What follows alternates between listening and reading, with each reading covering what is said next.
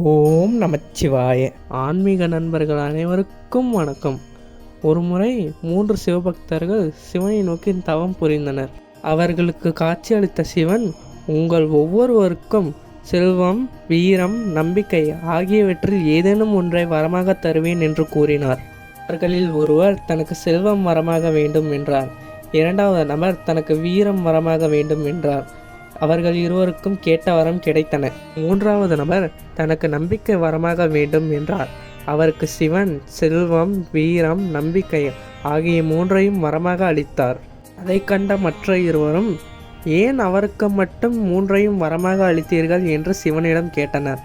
அதற்கு சிவபெருமான், ஒருவரிடம் வாழ்க்கையில் நம்பிக்கை இருந்தால் அவரை தேடி அனைத்தும் வரும் என்று கூறினார். எனவே வாழ்வில் நம்பிக்கையை மட்டும் இழந்து விடாதீர்கள்.